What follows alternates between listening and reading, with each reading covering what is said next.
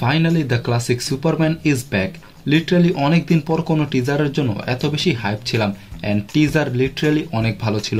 পুরো টিজারে আমরা classic সুপারম্যানের symbol হোপকে resemble হতে দেখি অ্যান্ড এটা তারা শুধু মুভিতে মানুষের জন্য না, সকল অডিয়েন্সের জন্য রাখা হয়েছে যে তোমরা আশা ছেড়ো না। এরপর যদি ভাই আমরা এই টিজারকে দেখি তাহলে প্রথম শটেই আমাদেরকে সুপারম্যানের ডাউনফল দেখানো হয়।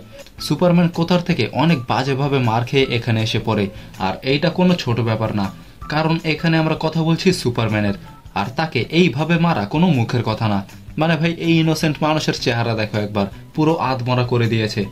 এরপর ভাই আমরা ক্লার্ক কেন্টের পার্সোনালিটি দেখি, যেখানে সে ডেইলি প্ল্যানেটে যায়, মানে এটা একটি নিউজ কোম্পানি আর আমাদের ক্লার্ক কেন্ট এখানে জব করে।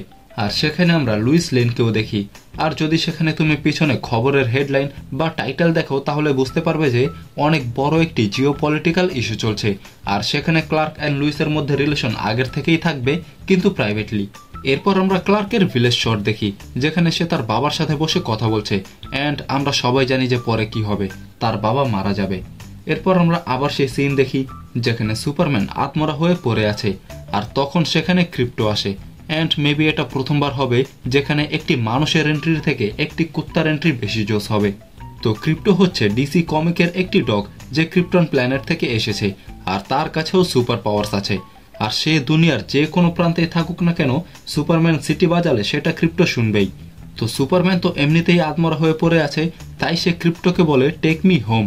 এখানে সুপারম্যান তার গ্রামের বাড়ির কথা বলছে না, এখানে সুপারম্যান ফোর্ট্রেস অফ সলিটিউডের কথা বলছে, মানে যেখানে সুপারম্যানের স্যুট রাখা থাকে, আর যেখানে সুপারম্যান তার বাবা মানে তার বায়োলজিক্যাল বাবার হোলোগ্রাফের সাথে কথা বলে, আর ক্রিপ্টো তাকে সেখানে ঘেঁষিয়ে নিয়ে যায় অ্যান্ড এই সিনটা সত্যি অনেক ভালো ছিল। এরপর আমরা দেখি সুপারম্যান একটি বাচ্চাকে বাঁচাচ্ছে অ্যান্ড এই সিনটি ভাই পুরো অস্থির ছিল। আর যদি লক্ষ্য করো তাহলে দেখবে যে এখানে একটি কাইজুর পা আছে, যাকে আমরা পরেও দেখব যে সে সুপারম্যানের উপর তার মুখ দিয়ে আগুন মারে। এরপর আমরা লেক্স লুথরকে দেখি যে সুপারম্যানকে উড়তে দেখে অনেক বেশি রেগে যায়, কারণ ভাই সে সুপারম্যানকে কখনোই দেখতে পারে না। আর পরে আমরা তার কোম্পানি লেক্স কর্পকেও দেখি। দেন আমরা দেখি সুপারম্যানকে কোথাও বন্দি বানিয়ে রাখা হয়েছে, যেটা অবভিয়াসলি লেক্সই করবে। আর এখানে দেখবে যে এই সিনে মানুষরা সাইডের থেকে সুপারম্যানকে সান পাওয়ার মানে সানলাইট দেওয়ার চেষ্টা করছে, যাতে সুপারম্যান এখান থেকে বের হতে পারে আর সবাইকে বাঁচাতে পারে।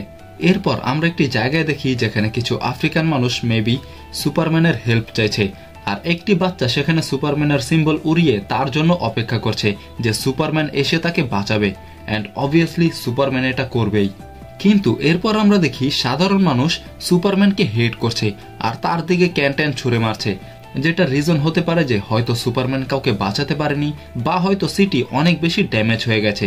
মানে এই শটে যে আমরা দেখি 3টি বিল্ডিং ভেঙে পড়ছে হয়তো সেগুলোর জন্যই। এরপর আমরা সেখানে আরো কিছু ক্যারেক্টার দেখি, যেমন গায় গার্ডনারের গ্রিন ল্যান্টার্ন। এর আগে আমাদের ডেডপুলের অ্যাক্টর রায়ান রেনল্ডসও গ্রিন ল্যান্টার্নের রোল প্লে করেছে, কিন্তু ওইটা হেল জর্ডান ছিল আর এটা গায় গার্ডনার। এরপর আমরা হক গার্লকেও দেখি, আর দেখবে যে তারা এখানে লর্ডটেক স্যুট পরে আছে, আর টিজারের সামনে আমরা মিস্টার টেরিফিককে এই সেম স্যুটই পরে থাকতে দেখব। আর তারা সুপারম্যানের সাইডেই থাকবে, মানে তারা সুপারম্যানের পক্ষে ফাইট করবে। আর তারা সবাই এখানে স্টেক ইন্ডাস্ট্রিজের ভিতরে ঢুকে।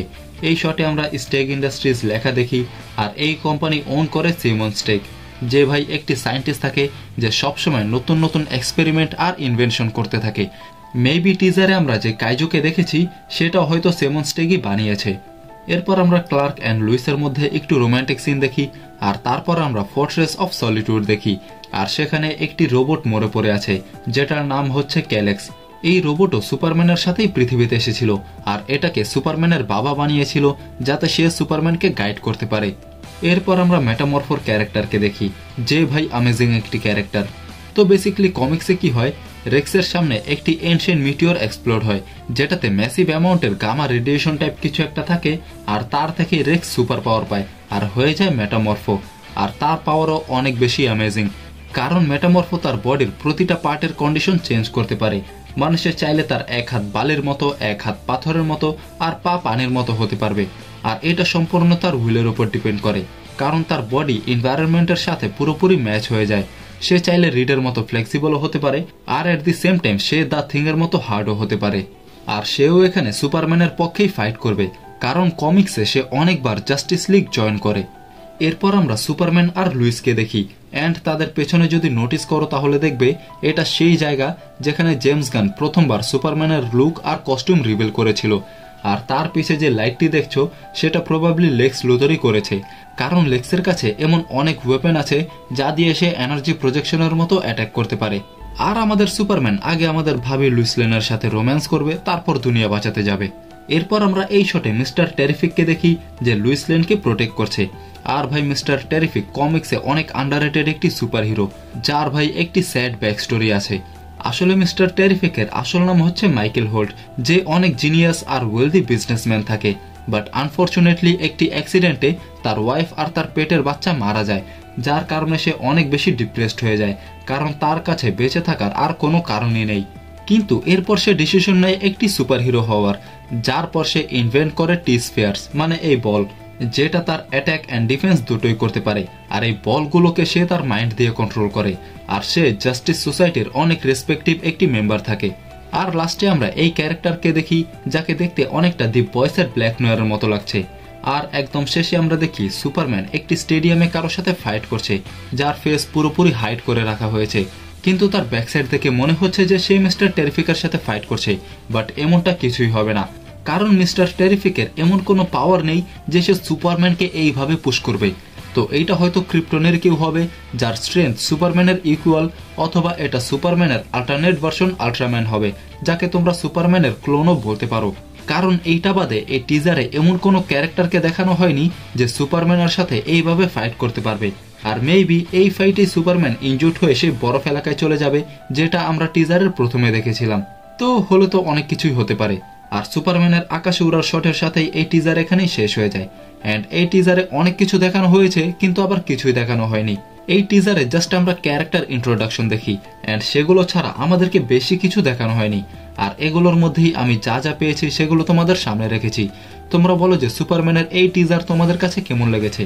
আর যত স্নাইডার ফ্যান আছে তাদেরকে বলবো হেনরি ক্যাভিলের সুপারম্যানের সাথে এটাকে কম্পেয়ার করো না, এটাকে জাস্ট একটি সুপারম্যান হিসেবে দেখো, আর এই সুপারম্যানকে একটি চান্স দাও। বাকি এই ভিডিও এখানে শেষ হয়ে যায়। যদি ভিডিওটি দেখে তোমাদের কোথাও ভালো লাগে বা মজা পেয়ে থাকো তাহলে লাইক করে দাও, চ্যানেলটিকে সাবস্ক্রাইব করে দাও, আর দেখতে থাকো জেটেক্স এক্সপ্লেইনড।